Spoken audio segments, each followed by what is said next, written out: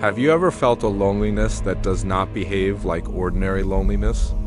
Not the kind that comes from having no one around you, but the kind that visits even when your phone is full of messages and your calendar is crowded with names.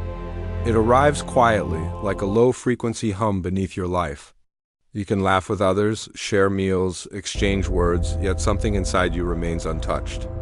It feels as though you are present but not fully here, as if an invisible wall separates you from the rest of the world. Carl Jung would say this is not a social problem. It is a psychic one. This kind of isolation does not scream. It whispers. It shows itself in late nights when sleep breaks apart and you wake with a strange ache in your chest. An ache not for someone you lost, but for someone you have never met.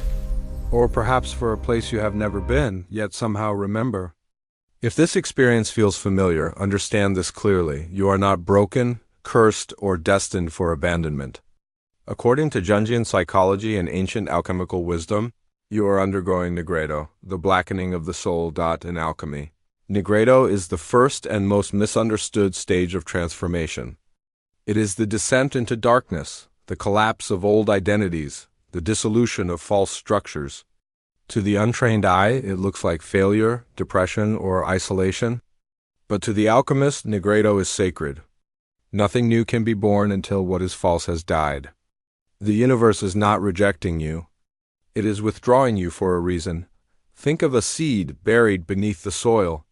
From the outside, it appears abandoned, swallowed by darkness. But the seed is not inactive. Underground, it is breaking itself apart. Its shell must crack. Its old form must dissolve.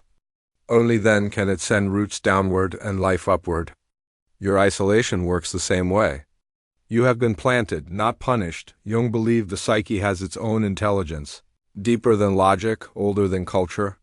When the psyche senses that your current way of loving, attaching, or existing would sabotage your future, it intervenes. It pulls you away from distractions, relationships, and noise, not to hurt you, but to protect what is coming. Because if you encountered your true love in your current psychological state, you would either overlook them or cling to them in a way that destroys the bond. This is the truth few people are willing to hear. Love is not delayed because you are unlucky. It is delayed because timing without inner readiness leads to ruin. The soul understands this even when the ego does not. Most of us were raised on a romantic myth, the idea that love completes us. That somewhere out there exists a missing piece who will finally fill the emptiness inside. Jung dismantled this illusion mercilessly. He taught that the world is a mirror. You do not attract what you desire. You attract what you are. When you seek love from a place of lack, you magnetize partners who mirror that lack, emotionally unavailable people, narcissists, or wounded souls who confirm your belief that love is painful and unstable. A relationship born from mutual emptiness is not intimacy. It is dependency. Jung called it a mutual possession, not love. This is why the universe isolates you before true love arrives. It is forcing you into individuation, the process of becoming a whole, undivided human being. Individuation is not self-improvement. It is self-integration. It is the slow, often painful work of meeting yourself honestly, without distraction, without masks. The silence you are experiencing now is not emptiness. It is clearing. The universe is removing false options, shallow connections, and emotional noise so that you are forced to turn inward. This separation is not exile. It is a workshop. You are being asked to build an inner home so stable, so rich, so complete that when your true partner eventually arrives, they are not entering a house full of cracks and desperation. They are entering a place of warmth, presence, and self-respect. They are not coming to rescue you. They are coming to meet you. This is why solitude feels different now. It is no longer just being alone. It feels intentional, almost guided. There is a strange intelligence to it, as if life itself has put a hand on your shoulder and said, "Not yet. Stay here, become." Jung warned that those who refuse this phase repeat the same love story endlessly with different faces. Same pain, same ending. Only those who endure the blackening reach the next stage, where love no longer wounds. but reflects wholeness. And how do you know when this incubation is nearing completion? How do you recognize that the inner construction is almost done? The psyche sends signs. Not vague hope, not wishful thinking, but concrete psychological shifts. In the next phase of this journey, you will begin to notice unmistakable changes in how you relate to solitude, attraction, desire, and yourself. These are not random. They are signals that the mirror has been polished, and reality is preparing to respond. That is where the signs begin. As the incubation phase deepens, something subtle but unmistakable begins to change inside you. You may not be able to name it at first, but you feel it in your body, in your preferences, in the way the world starts responding to you. Jung taught that when inner transformation is underway, the psyche sends signals, not through logic, but through shifts in desire, attraction, and perception. These shifts are not random. They are evidence that the old self is dissolving and a new structure is forming. The first sign is what Jungian psychology calls sacred solitude. For most of your life, being alone may have felt like something to escape. Silence felt heavy. Empty weekends felt like proof that something was wrong with you. You filled the space with noise, social media, casual relationships, constant stimulation, anything to avoid sitting with yourself. But now something reverses. Solitude no longer feels threatening. In fact, you begin to crave it. You start declining invitations that once excited you. Conversations that revolve around gossip, surface-level drama, or emotional chaos suddenly feel draining. Not boring, draining. You find yourself wanting fewer people, but deeper presence. You enjoy staying home, reading, reflecting, creating, or simply existing without explanation. This is not depression. This is withdrawal of psychic energy from the external world back into the self. Jung described this as libido returning inward. It is the psyche saying, "My attention is no longer scattered. I am consolidating." This stage is essential because intimacy with another soul is impossible without intimacy with yourself. You cannot meet someone deeply if you are fragmented inside. Sacred solitude is how the psyche gathers itself into one place. The second sign is the collapse of false attraction. Suddenly, the type of person you once felt magnetically drawn to loses all appeal.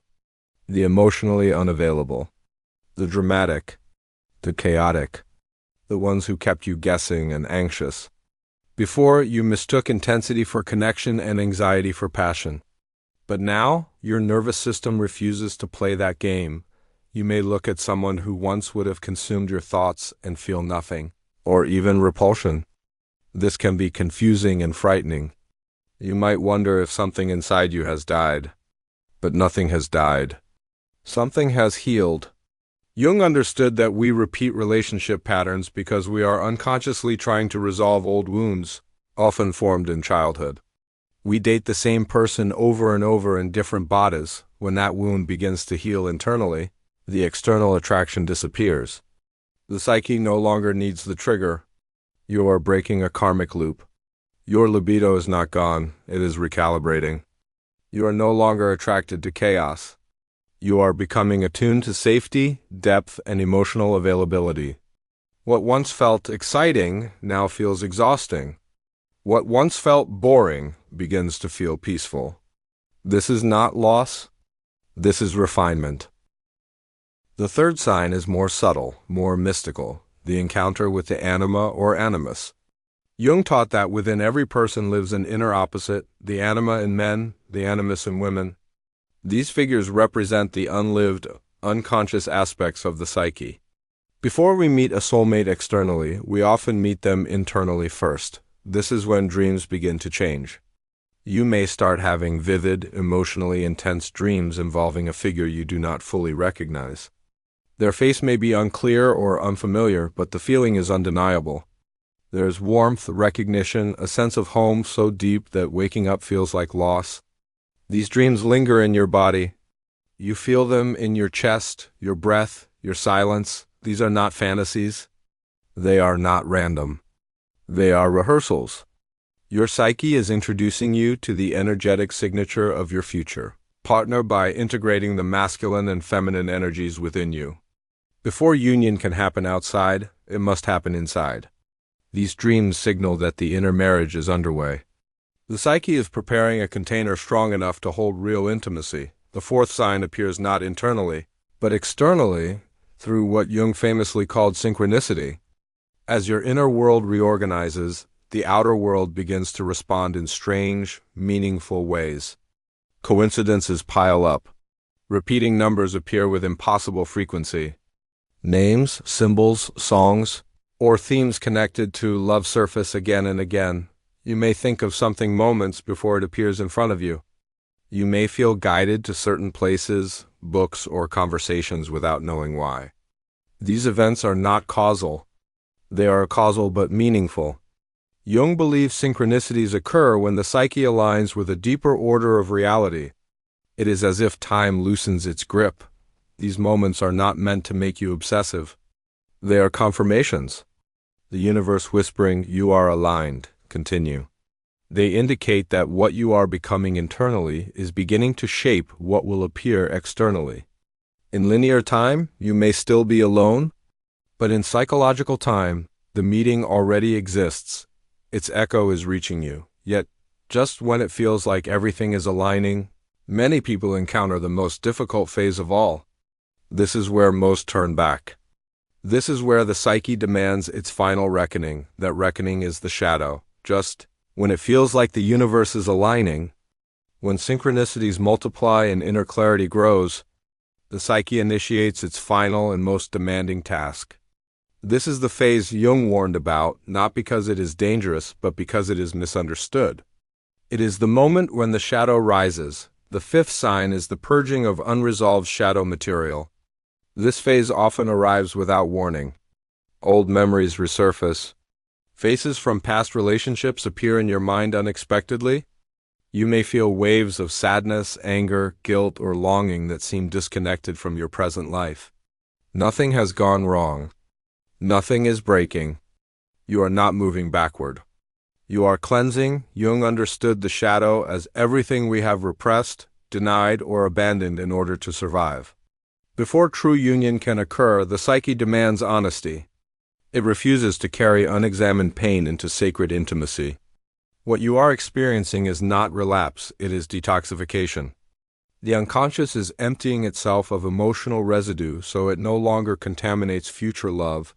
This stage feels heavy because the ego wants progress, not purification. But love cannot coexist with unresolved fear. So the psyche brings everything unfinished to the surface.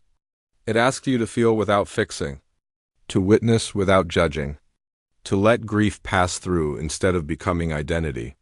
When you stop resisting these emotions, they lose their power. They dissolve. Space is created. This clearing leads directly into the sixth sign, magnetic indifference. This is the paradoxical turning point. For years, you may have searched relentlessly for love. You planned, hoped, worried, checked messages, analyzed signs. Your energy was outward, strained, seeking. Then something shifts. You stop chasing. Not out of bitterness, but out of fullness. You become absorbed in your own life. Your interests deepen. Your sense of self stabilizes. You still desire love, but it no longer defines you. You move from "I need this" to "I am open to this." That distinction changes everything. Jung would say the ego has stepped aside and allowed the self to lead. You are no longer vibrating at lack.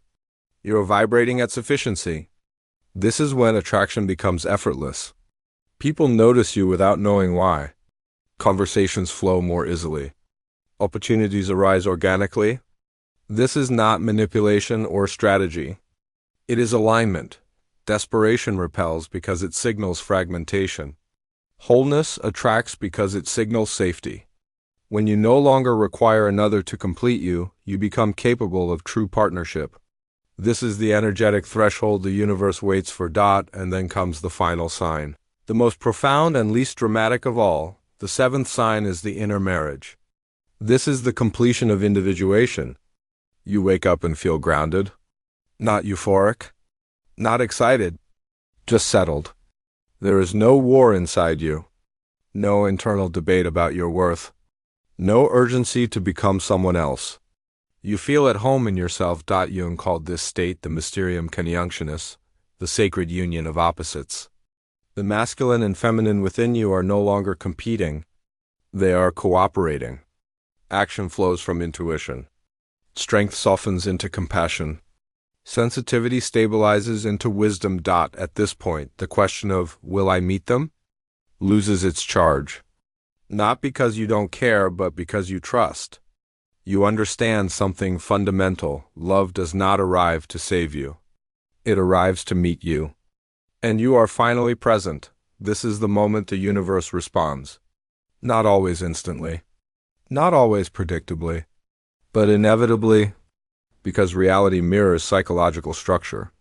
When the inner house is complete, the guest arrives, whether in the form you imagined or in one far wiser, and sometimes the greatest miracle occurs.